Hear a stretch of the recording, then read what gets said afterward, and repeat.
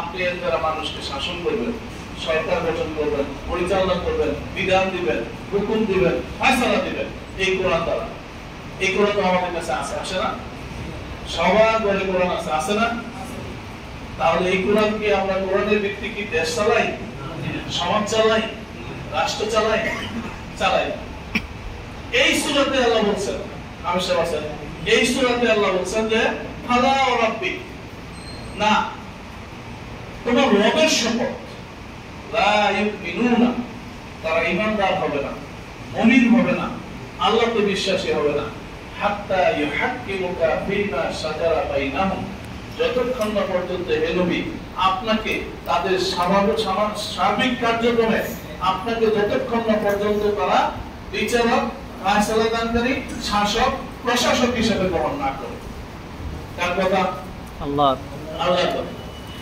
এখনো এই আয়াত আছে।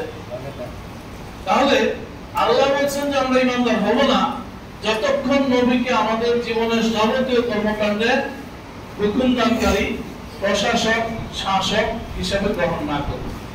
তাহলে এই আয়াতটাও আমাদের জীবনে বাস্তবায়িত না।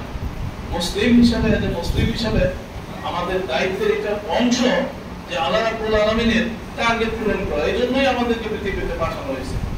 আজকে জামাত ইসলামী সেই টার্গেটটাই পূরণ করার জন্য রাস্তায় নেমেছে। এই দেশের মানুষের সামনে, জনগণের সামনে কোরআনের বিধানকে সামাজিকভাবে চালু করা, ইসলামী সমাজ ব্যবস্থাকে চালু করা, এটা শুধু জামাতেরই দায়িত্ব তা না। মুসলমান মাত্রই, ঈমানদার মাত্রই, যারা দাবি করে যে আমি ঈমানদার, তার সবার দায়িত্ব এটা, ঠিক কিনা? এই দায়িত্ব অস্বীকার করা যায় না। আমাদের সময় ইমাম সাহেব বলেছেন, একজন বলেছেন যে আমরা শরীয়তে বিশ্বাস করি না, বলছেন না?